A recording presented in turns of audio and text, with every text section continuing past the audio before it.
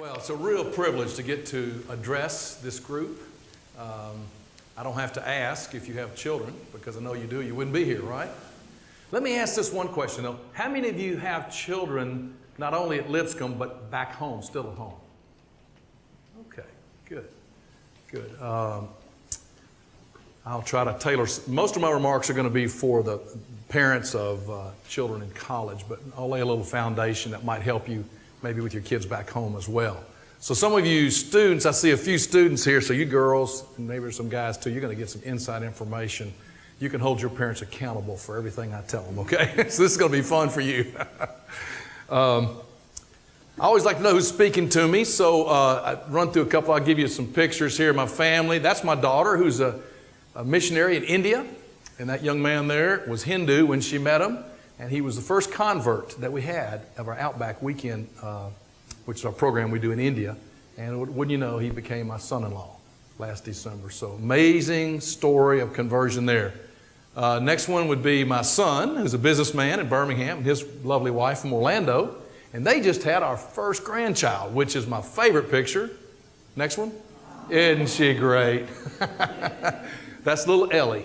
And it's about all my wife can do to be here for 24 hours away from Ellie. So as soon as this is done, we have lunch, we're going back to see her. So, all right, well, let's get into it. Being a parent is the greatest job in the world and the most terrifying. You're never sure whether you're doing a great job or a lousy job. The only thing you can be sure of is the most important job you've got. Would you agree? Would you also agree that these kids don't come with manuals, do they? It's like, and even if they did, what works for one child is not going to work for the next one. So parenting is tough business. It's not for sissies. It's not for cowards, particularly when they get to be teenagers. The whole premise of what I'm going to talk about today, the journey of transition, is based on this statement that as your children transition through very distinctive phases of their life, you have to transition as a parent. And what happens is, as parents, we get stuck because nobody tells us we're supposed to change. And so I'm gonna hopefully give you some information this morning that'll be helpful to you on that and kind of see the flow. And hopefully some of you that have raised kids already and have gone through all these phases, hopefully you'll agree with what you see here. And I want it to be interactive. Anytime during my talk, if I say something you don't understand or don't agree with, or you got to raise your hand at the end, I'll also try to give a little time for comments as well. So I don't mind you interrupting, okay? So let's go right to that next slide, which we're going to spend most of our time on. It's a pretty busy slide, a lot going on. But what I want to do is focus on this part right here, this lower, just focus on that with me. We might call this the 4 C's. When your child's very young, you are their caretaker, right? You have to take care of them, feed them, clothe them, or they will die, literally, right? They're totally dependent upon you. As they get a little older, become a toddler, these aren't exact ages, but roughly 5 to 12, you all of a sudden transition from being a caretaker to a cop. How many good cops in here, I hope? I mean, you have to be, right? You have to be a cop. If that child doesn't look both ways before crossing the road, they will die. So you gotta, that's where the D word comes in, right? Discipline. And all the debates on how to discipline and when to discipline and all that, that's all in this phase right here. You're teaching, you're training, you're disciplined, and you are praying, of course, at every phase. We'll come back to that. However, okay, we're locked in here as cops for a good number of years. And maybe we finally figured out, how to discipline, how to do this, and keep them from killing themselves and other people. And then they go through adolescence. And they change, don't they? Sometimes it's a dramatic change. Sometimes it's not so dramatic. My wife and I have 2 children, and my daughter, she seemed to just glide right through these years. And honestly, if she was my only child, I really wouldn't have much to tell you today. Then along came my son. And so I'm going to share a lot of our failures and what we didn't do. And you'll have your own mistakes, but let's don't make mine again, okay? So, but they hit adolescence, 12, 13, 14, maybe even younger these days. And all of a sudden things change. And the most common thing I hear parents say is, my child's rebellious.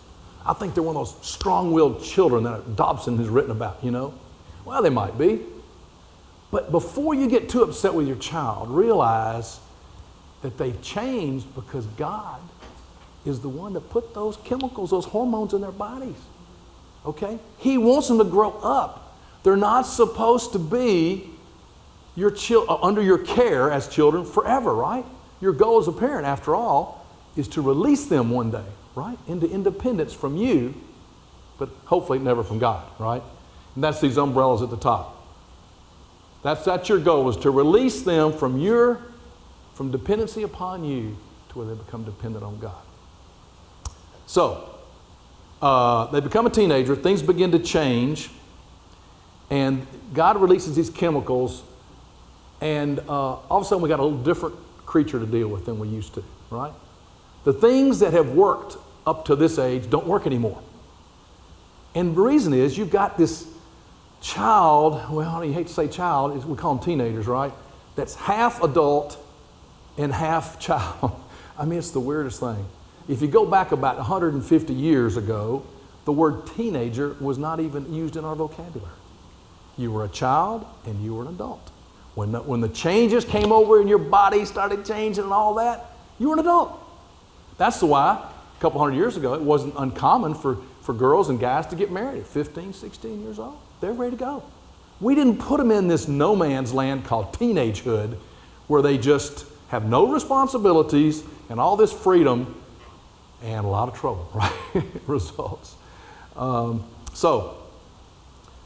Teenage years are different, and you've got to transition as a parent. Most of the parents that I work with that come to the JH Ranch with their child come with teenagers. However, you can bring college-age children to the ranch as well.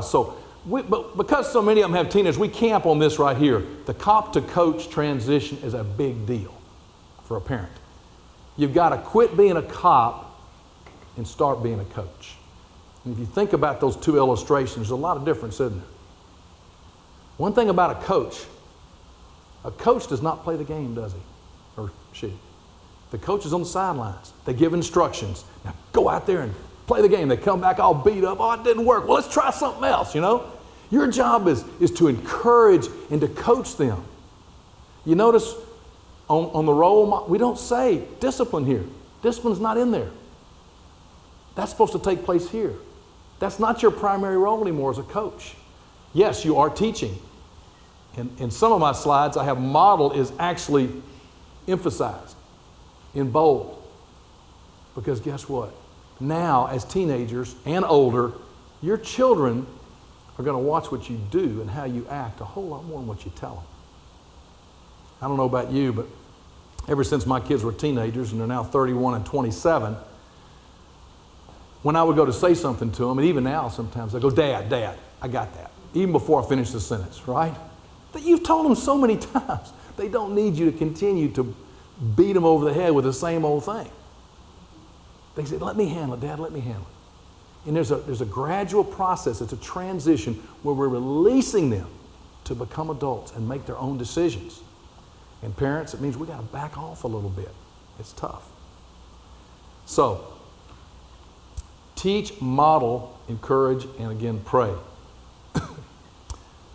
A coach, like I said, does not play the game. He or she is there to coach, encourage, and help. You know, teenagers really need a lot of encouragement.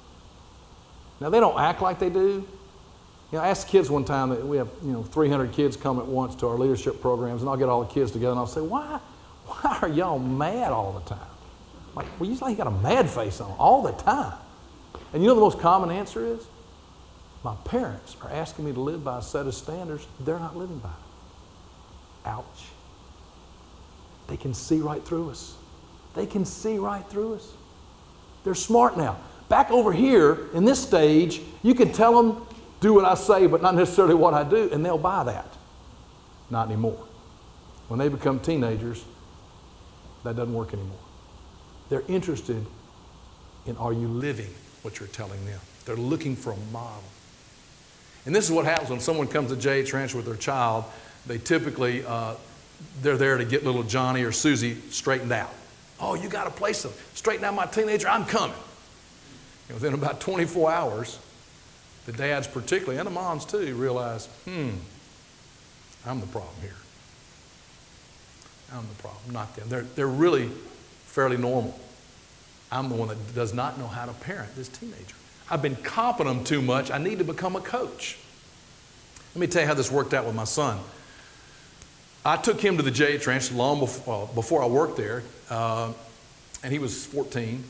And we didn't have this nice teaching all done up like this. In fact, Bruce Johnson, who wrote all this, the founder of the ranch, would just give it, and he called it the 4 C's. And I took notes on the back of a napkin, I think. And I remember drawing some of this out for my son and sharing all this with him when I got home. He said, "Wow, Dad, that's great. Yeah, I need a coach. I don't need a cop." I mean, kids like that. Yeah, I need a coach. I'm tired of you being a cop. So we okay, we're going to do that. And about 2 weeks after we got home, I forgot what happened, something, but he really messed up, and I just, wanted to wring his neck. And I came down on him hard. I mean, I was cop number one. And he goes, Dad, wait a minute. I thought you weren't going to be a cop anymore. I thought you were going to be a coach. And folks, this is where the Holy Spirit is so critical. Because he spoke to me at that moment. And here's what I said. I said, I thought you weren't going to be a kid anymore. I thought you were going to be an adult. You see? As long as you're acting like a kid, I'm going to have to be your cop. But if you'll act like an adult, I can be your coach. Wow. Bingo, light went off. He completely understood. And believe me, there were several times after that I had to be a cop again, and he knew why. He never got on to me again about that. You see, our job is to usher them into adulthood, to call them up into adulthood. I mentioned up here, I'm not going to have time to really unpack this, bar mitzvahs. The Jewish culture had a bar mitzvah. When you became, when you hit adolescence, you went through this big celebration, welcoming you into adulthood. For the girls, it was called bat mitzvah. I actually did one of these for my daughter and for my son. Of course, in the Christian context, it was really, really helpful to let them know. And with all my friends and older kids, didn't have any younger kids in attendance, only the older kids. Hey, you're joining a club. You're an adult now.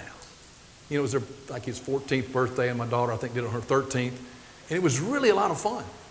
And if we had time, I could go into the details of that, but I don't think I'm going to today. But it really works well to call them up. Because otherwise, if you're not doing that, they get stuck in this thing called teenagehood. And it's very detrimental. It really is long term. I mean, they got to learn to grow up because you're going to release them at some point. In fact, most of you are going to release them at age 18 when they go off to college, right? So let's talk about 4th C. You go from being a coach to now you're a consultant. Once they leave home, it never is the same, is it? Never is the same. You want it to be the same. It's kind of one of the sad things about sending your kids off to college. You're so excited about the first time they come home. It's just not the same. They hadn't been around you. Their hours are different. The way they do things are different. And they just don't quite fit in like they used to. Visits are great, but long term, it's like after a couple of days, time to go on back to Lipscomb now. And that's perfectly normal.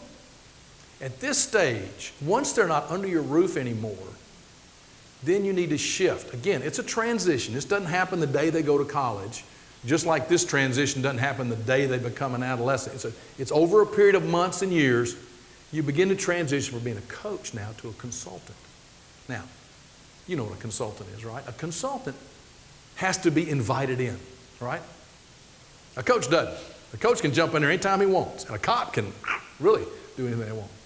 But you're in a different role now. You're a consultant. And like I said earlier, when my children got to be this age, I would go to say something to them. They say, please, Dad, back off. Let me just handle this. They're trying to tell me, I'm becoming an adult. Would you let me do this? I know what to do. And I got rebuked many times, and they were right. I was over-parenting. I was still trying to be a coach. So what I've learned is, if I will just wait. Now, sometimes, the wait can kill you. You want to bite your tongue. You see them heading in the wrong direction. My wife will say, call him up. You need to help our son. What kind of father are you? He's going off a cliff. And I'll go, just wait a minute. Let him handle it, And then usually because she said something, I'd probably call him quicker. But you know how the parenting goes. The husbands and wives, you usually end up with a pretty good compromise. But I have to wait until he asks me in. Here's the good news, though. When they ask you, they'll listen. Something you've wanted them to do their whole lives. Listen to you. The 18, 19, 20, they get away from home. All of a sudden, mom and dad get a whole lot smarter. Now, let me ask you a question. There's 4 phases here: caretaker, cop, coach, consultant. Which phase will you be a parent the longest? Consultant, right? If God's good, 40 or 50 years, you'll be a consultant.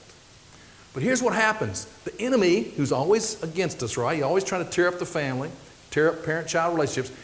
We don't know how to handle these ages along in here, and many times the relationship gets so fractured that the dad just gives up. I can't handle this. I'll just go to work. I'll provide. I can't get through to him. That's what happens. And even the mom, the moms will butt heads with the kids, and they don't want to hear from mom, and their communication breaks down. And so they go off to college in that situation, not wanting to talk to the parents who they need desperately during this time, because we messed up here. And in just a minute, I'm going to talk about the importance of communication. See, they really need us. They need us so badly. I mean, think about the decisions they make from 18 to 25 years old, maybe 30. Huge decisions. Where are you going to go to school? What's going to be your major? Who you're going to date and eventually marry? The biggest decision they'll ever make outside Christ. How many kids are we going to have? What part of the country we're going to live in? These are big, big decisions. They weren't meant to make them by themselves. But you see, what happened is what has happened is we've gotten to a place where our communication is broken down because we've had so many fights and fusses and screaming and holler. They don't come to us anymore. They don't ask. We don't get the privilege of being a consultant. Let me tell you, it's the greatest phase of parenting. It's so much fun. It really is. It's also, like we said earlier, it's terrifying because the questions they're asking you can be huge. Dad, what do you think about this young lady I'm getting ready to marry? Whoa, that's a big one. Well, your daughter saying, what about this guy? Your response to that can change their whole life, right? So, all of you in here, at least with the child or children that are at Lipscomb, you are in the consultant phase. So I want to spend some time and really unpack that for us. We could spend, this is, by the way, this is a 3-hour conference. So I'm just going to zero in on this part because it's more applicable to you in the hour that we have, or 45 minutes. And let's talk about this consultant role. In this role, contrasted to the others, you are listening. Let me talk about that for a minute. And this applies really in this area too, particularly here. We got to become better listeners. Now I'm going to kind of address the dads here. Moms seem to be pretty good listeners by and large. Us dads, all we want to do is lecture, right? We want to tell them, hey, I got a few minutes with my kid. I'm going to make sure he doesn't do this and doesn't do that. And I got one shot at it. God gave us 2 ears and 1 mouth, right? Listen twice as much as we talk. And you know what? If you will model being a good listener to your child, they'll become a good listener to you because they're watching how you are. They're watching how whatever you do, they're going to end up mimicking you, whether they want to or not. It's the genes, right? It's all part of it. So, listener, encouragement. I mentioned that earlier. Our kids need so much encouragement. There is no more frightening time in your life than freshman year in college. Oh my goodness. They don't need you calling them and, have you been to church Sunday? Have you reading your Bible? All those kinds of things, and getting on their case. You just need to listen to them. Oh, I'm so sorry that girl was mean to you. I'm so sorry that professor's so tough. Dad and I will pray for you. Mom and I will pray for you. Be a listener. Be an encourager. They need it. They need it so much. I asked my son one time, what do you need from me, Jeffrey? Dad, I just need you to encourage me. He's a big old football player. He's a salesman. He's got a strong personality. You wouldn't think that kind of a guy would need encouragement. He needs it desperately. So I remember that. I try to remember that when I talk to him. I try to always encourage him. That's what he needs. Even at 27, in the business world, that's a tough place too, right? New job, things happen, just got married, just had a child. Man, he's got his whole world's upside down. He doesn't need me to come in there and tell him how to do things unless he's asking. He just needs me to pat him on the back and say, man, you're doing great. I want to encourage you. So when you think of your role as parent, don't think of discipline. Don't think of even coaching at this point. Be a good encourager. You are the greatest encourager your child will ever have. There's a special power parents have that God gives you over your children. You can use it for positive or use it for negative. Third thing, advise. When asked, you give advice. Now, when I have the kids together, I ask them a question. Usually they're high schoolers. And I'll say, do you have to always obey your parents? And the ones that have been to Sunday school or think they won't give them right, they go, oh, yeah, I should. Some will say, no, I don't think so. I go, second group is right. You don't have to always obey your parents. The Bible says, honor your parents. When they get to this phase right here, they actually do not have to obey you. They're on their own. They should start making some of their own decisions. But they always have to honor you. The way they respond to you. They may not always take your advice. They may not always do exactly what you want them to. But hopefully, they'll always honor you. You give them advice. Well, Dad, gosh, I appreciate you saying that, but I really feel like I need to do this. I heard what you said. I'm praying about it, but I think I need to go this way. Okay, fine, great. That's awesome. Then 6 months later, he goes, gosh, I wish I'd done what you said. It happens all the time. You see the difference? Being an advisor. Being there for them, not being the one coming down on them.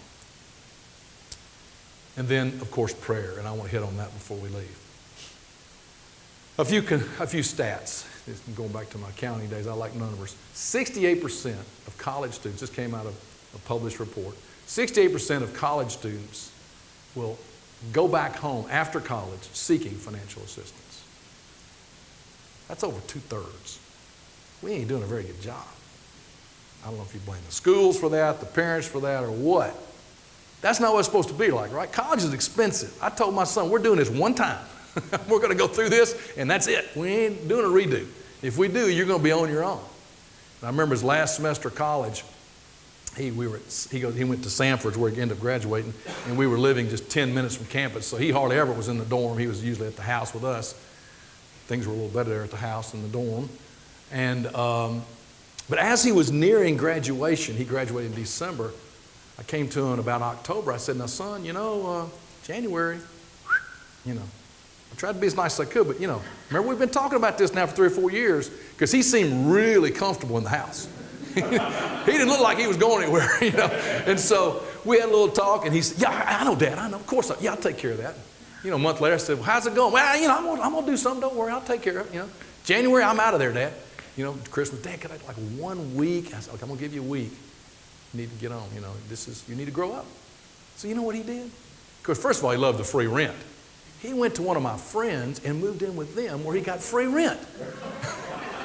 I had a lot of explaining to do. I thought my friend thought I'd kicked him out of the house or something. And actually, the reason he did is my friend had a high schooler that my son was mentoring, and he really wanted Jeffrey there to live with his son for a period of time. So, hey, he was an entrepreneur, sharp kid. I had no problem. He didn't have to pay rent, but he went out and found it himself, right? We have to allow our children to have a little adversity. I love this saying right here that Bruce came up with. A father becomes successful through adversity. Then with his success, he banishes from his children's life the very thing that made him successful. You got to think about that. That's really true, isn't it? I don't want my son or my daughter to have it as hard as I did. Really. It might not hurt. If they've never faced adversity all their life and then boom, you release them to college, what's going to happen the first time a little adversity comes? They're not going to know how to handle it. They're going to lose it. And so for some of you, your kids are already in college, but for those of you that still have kids at home, don't become a helicopter parent. You know what a helicopter parent, y'all heard that saying? Hovering over your kids everywhere they go. Calling their professors. I've heard people do that. My wife's a high school teacher. She says, the kids are great, but the parents, my goodness, set me free from that, And honestly, if they make a bad grade, it's not the end of the world. Help them to learn. You're going to learn more from your failures than your successes. Let them just pay the consequences. Sometimes they have to, particularly if they're not listening, not asking. Sometimes it's better. particularly when you still got them at home, they can fail in a controlled environment. Once they leave home and get out in the mean, old, cruel world, it can be painful, right? It can be very painful. So they need to learn a little adversity is not going to hurt them. I'll give you one quick example. My son, when he was a junior, they went to New York City he went to a Christian high school for their senior or junior trip. And, you pay the airfare and hotel in advance, but he needed spending money. And so he came to me a few days before and said, Dad, I need your credit card. I'm thinking, 17 years old, not really proven too well in the financial areas, not going to take my credit card to New York City. In fact, I'm a Dave Ramsey guy, so all I had was a debit card. And I sure didn't want to empty my bank account. And so I said, son, we're not going to do that. And you know how kids are. I can't believe that, Dad. I can't believe it. You know, Pastor so-and-so, he's giving his son a card. He's a godly man. You know how they know how to push your buttons. He named 2 or 3 guys, that he knew I'd look up to. And in fact, Dad, I think I'm the only one who doesn't have a credit card. Y'all, you've been there, haven't you? You've heard those things. I said, well, you know what, son? I don't care. We're not going to get a credit card. We're going to do the Dave Ramsey deal. I said, let's talk about how much money you need. So we sat down and need this much for meals. Monday through Friday, he was going to be there. A little entertainment. And he was fine with the amount of money I gave him. I wasn't trying to be a Scrooge. And I said, now you need to divide this up by day because you're not going to make it, knowing my son, he'll have it all spent, early in the week. And I said, you're going to starve because you don't have a credit card. So anyway, he goes off to New York, comes back. I remember it was on a Saturday. I picked him up. Hey, son, how was New York? Dad, it was awesome, man. He told me all the sights and he'd never been there before. Just had a great time. I said, how'd you do on the money? He said, well, I ran out on Wednesday. I said, really? I'm thinking, I could have guessed that. So what did you do? He said, well, Dad, we were staying at this hotel, which is, kind of a mediocre place. But across the street, there's this really cool hotel. I think it might have been the Waldorf because I knew kind of where they were. He said there was a man in there playing the piano and people would put money in his jar. And he went to take a break and I asked him, hey, could I play like during your break? And the guy said, knock yourself out, kid. He said, I got $40 worth of tips in the next 30 minutes. That's how I ate the rest of the week. I said, yes, I've got an entrepreneur on my hands. He's really learned. He used his talents, to feed himself. Now, do you think he would have done that if he'd had my credit card in his back pocket? No way. Adversity, a little adversity is a good thing. So, I hope that will serve you as you work with your children. Let me say this also. I got some other statistics that I like. It was at Harvard. They did a study, and they call it a longitudinal study over about 3 decades. And I think actually John Kennedy was in the group that they studied back in the 60s or 50s, and it took it all the way through. And they tracked this one sophomore class at Harvard over the 30-year period of time. And over 1/3 of those students from the highest learning institution in the country, supposedly, over 1/3 of them had recorded bouts of depression. And the current president of Harvard made the comment, the biggest issue I have with students at Harvard is emptiness. Emptiness. Tim Keller says this is the first generation of people that we've defined ourselves by what we do and what we produce rather than who we are. We've got to help our kids with that. We've got to help our kids. We've got to let them know our love is not dependent on how well they do in college or how well they do in sports or whatever their thing is. That we love them for who they are. They need to understand that because the world's telling them something different. You got to have all the degrees. You got to have the grade point average. And all that's great. There's a great place for all that. But that's not who they are. You ask someone who they are. Well, I run the JH Ranch. No, that's not who I am. Who I am, I'm married to my wife. She loves me for 35 years almost now. I've got, we've had 3 children. We lost one. I'll talk about later. I haven't had a grandchild. Those are the things that define me. How I act, the kind of person I am.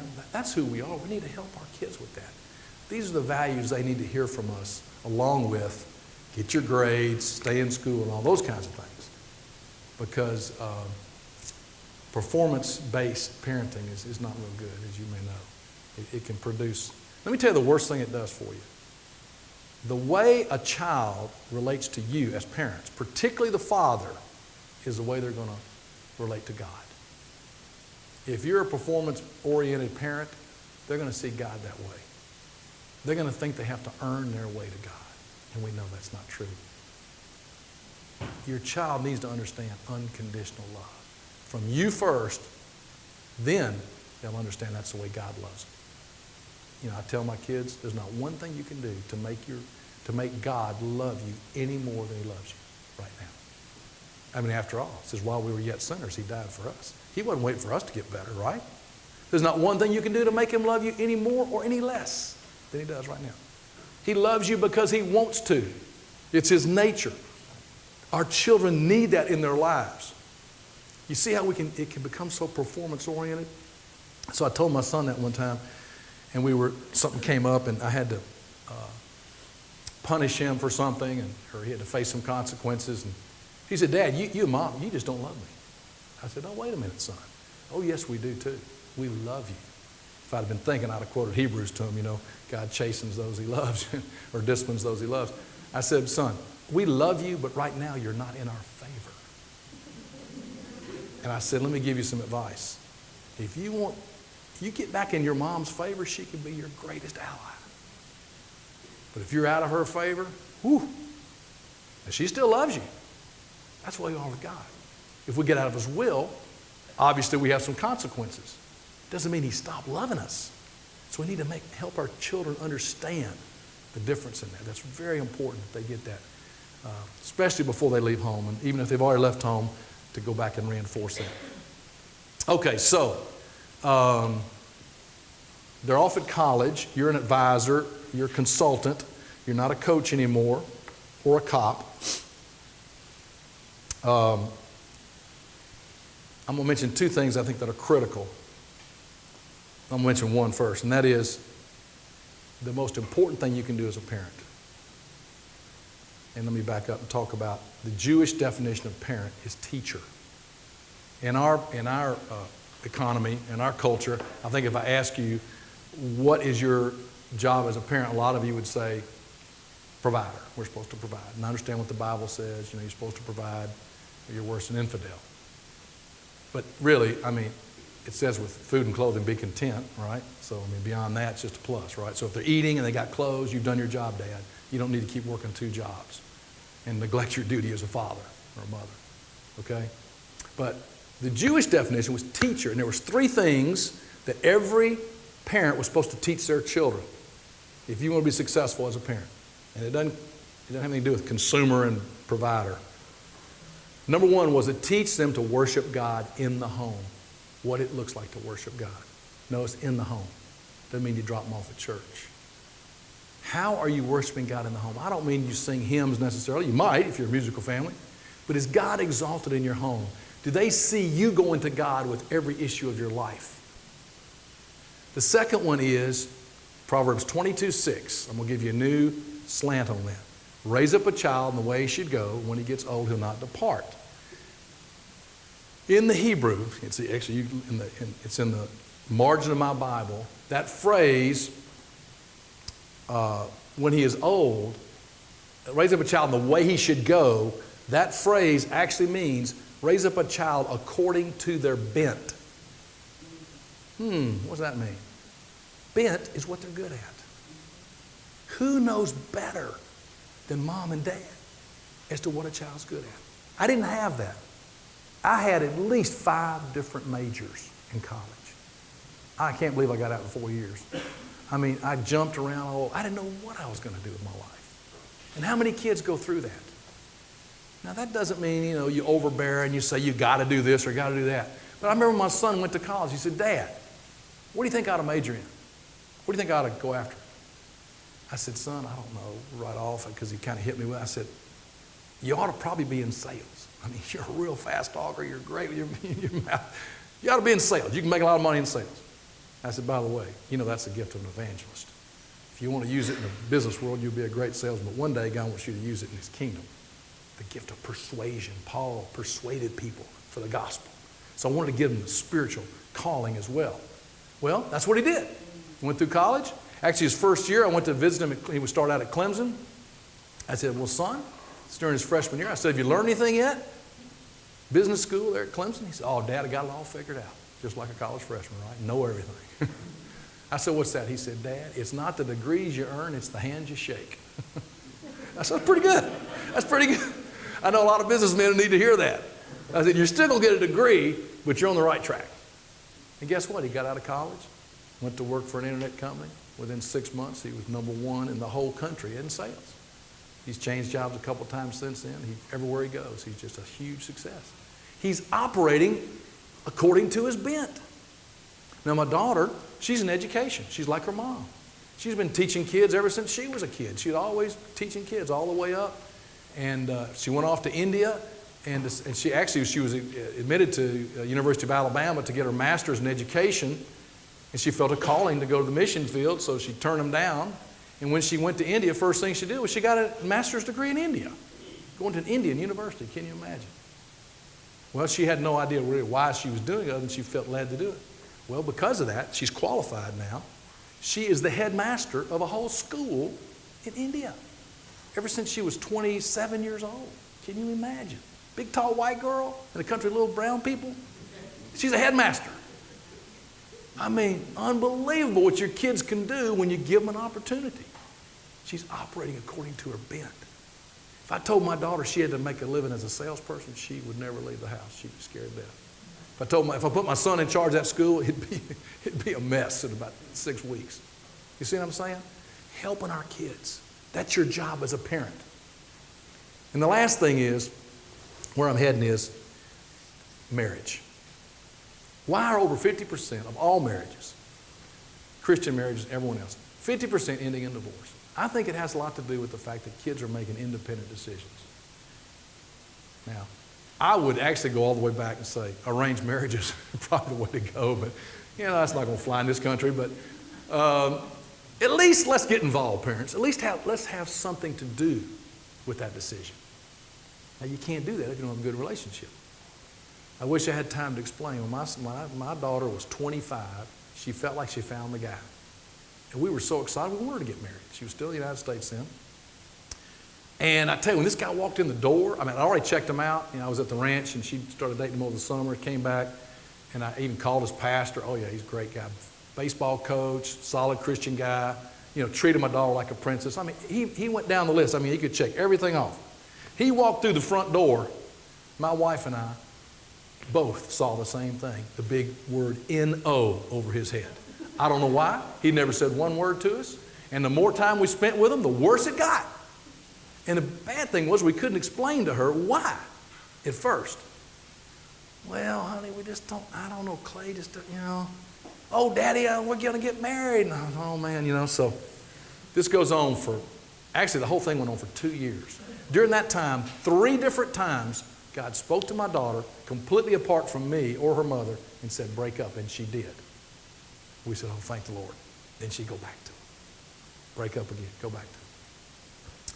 Finally, near the end, this is when they were still planning on getting married, she came in one night. She wasn't living at the house. She just stopped by to see us and literally sat in my lap in my chair and said, Dad, she was just crying her eyes out. She said, Dad, Clay and I are going to get married. And you don't even like him. I said, let me tell you something.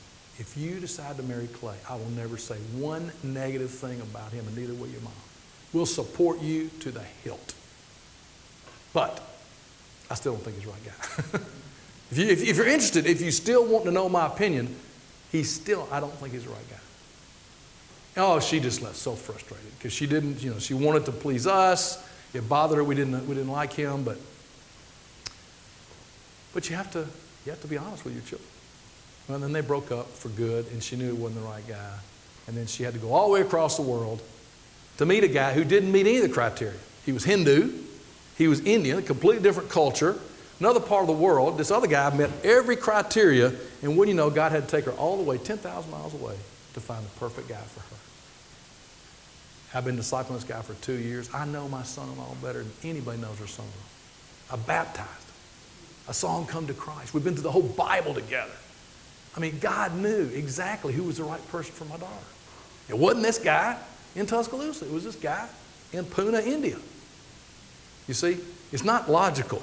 The Lord has His own plans, and we have to follow the Holy Spirit that lives within us.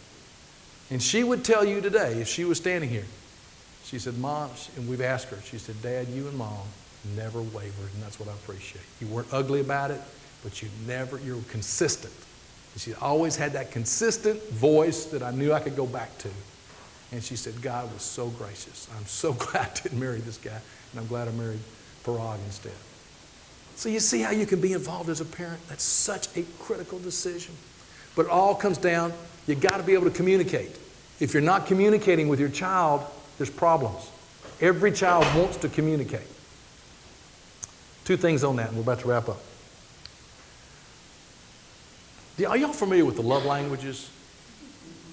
Gary Chapman, I think, wrote a book on love languages. There's 5 different love languages, and it's usually for husbands and wives. But let me tell you, your children have a love language. I hope you know what it is. Because that's the way you're going to best be able to communicate with them, is through their love language. My daughter's is quality and quantity time. My son's, he's a gift receiver. If I give him a gift, he will open up and talk to me about anything. If my daughter, she likes gifts, but that's not the thing that rings her. I mean, she loves it, but if I give her a gift and don't spend time with her, she feels like I've bought her or something, You see the difference? And, there's physical touch, there's all the, words of affirmation. You need to know that so you can relate to your child the right way. The way they want to be related to, not the way you want to. Also, when and how you communicate is very important. I used to try to take my son to breakfast on Saturday morning. Big mistake. It's the only day he could sleep. He would grunt through the whole breakfast, wouldn't give me a single answer, wouldn't even eat his breakfast. I told my wife, he hates me. No, he didn't. It wasn't until I started staying up waiting for him to come in at night, and waking up out of a stupor. I'd fall asleep at 10, he'd come in at midnight. We talked till 2 in the morning. That's when he wanted to talk. Small price to pay to be able to communicate with your child. You see what I'm saying? Find out how to communicate. Dads, don't call a meeting. Don't have them come to your office. Man, they're going to be uptight. You're not going to get anywhere with that. Find out, take them to Starbucks. Get them some ice cream. Come on, guys. You won your wife. We can figure out the best way to communicate with our kids. Because that's what you're after, communication. So very important. Then the last thing I'll mention is prayer. Honestly, this teaching that Bruce did, I've taught it in about 7 different countries around the world. Everyone loves it. I think it's a tremendous teaching.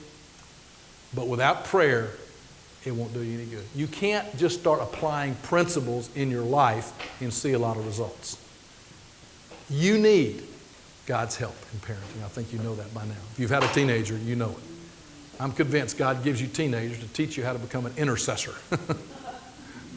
I mean, if nothing else, because when they walk out that door the first time and get in the car without you, you can't do a thing about it but pray, which is what we ought to be doing the whole time.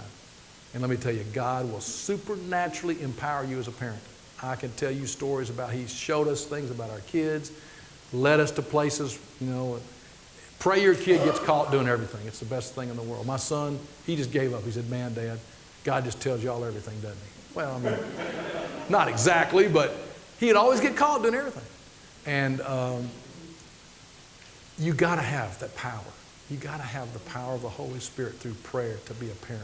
You can't do it by yourself. It takes that kind of divine input in your life. And let me tell you, when they know it, it's so cool. Because you know what? When they become a parent, they're going to realize that's what they need to do. So, prayer, very, very important. Okay, now, you got anything? There's so much more we could say, but I need to stop for time's sake. Any questions? Any thoughts? Anything that I've said that might have stirred something in one of you that we could address or expound on or whatever before we finish?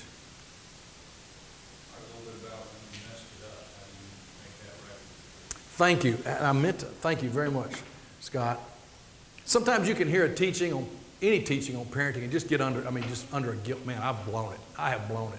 We don't communicate. I did it all wrong. Let me just say this. You've got a wonderful tool. It's called forgiveness. I have found, and I have made every mistake in the world. I used to lose my temper with my kids. Everything I've told you here, I've done the opposite at one time or another. Trust me. But yet, my kids made it through God's grace. but also through forgiveness. Because what happens is we wound our kids. Every parent wounds their kids somehow, some way. And if you can ever find out what it is, if they're not communicating with you, it's probably because they're wounded. They have an offense. And you have to really talk with them and inquire to find out what it is. And then when they finally tell you, might just ask them sometime, how have I offended you? Just go ahead and assume you have. How have I offended you? Get in the right circumstance, right environment. And when they give you the answer, don't ever argue with them. You might say something like, well, I didn't mean to hurt you. I'm so sorry those words 10 years ago hurt you.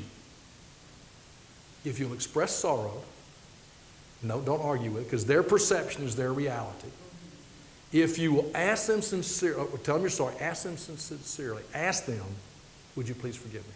Don't tell them to. The Bible says you're supposed to forgive me. No. You have to ask for forgiveness and then wait. And if they can't do it, say, okay, that's all right. Can we revisit this maybe in a day or two? I really need your forgiveness.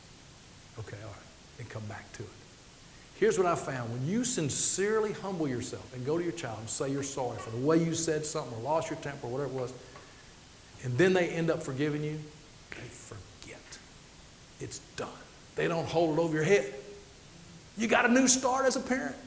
I mean, it's unbelievable how many things I've had to do that with my kids.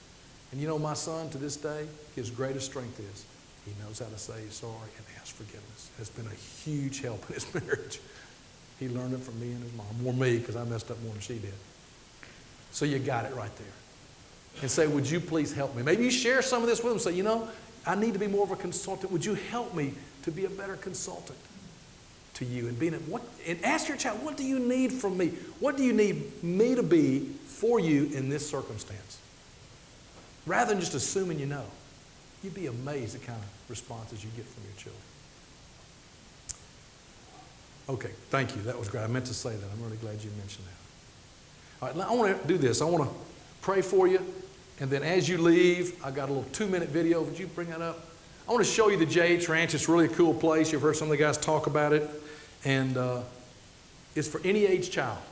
I've literally had 35, 40-year-old men and women come with their 65, 70-year-old parents. So it's not for young people. If you just hold that for one second, it's only 2 minutes. Let me pray for you. And then I'll watch this and you can leave, okay? Well, Father, thank you for this time that we've had. So much to say, and I pray that something I've said would lodge in the hearts of each parent here.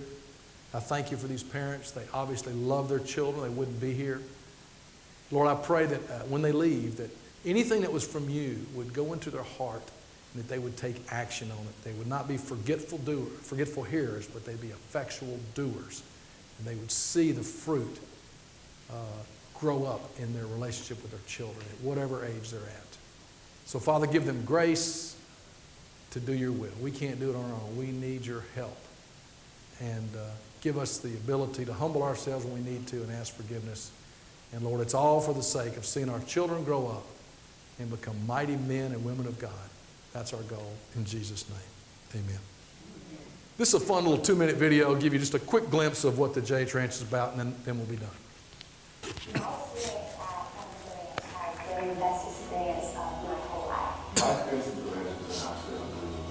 been amazing. Awesome, powerful. Extraordinary. It was fantastic. It was the most powerful week of my life. For me, JH has been life-changing. It was a memory video after that.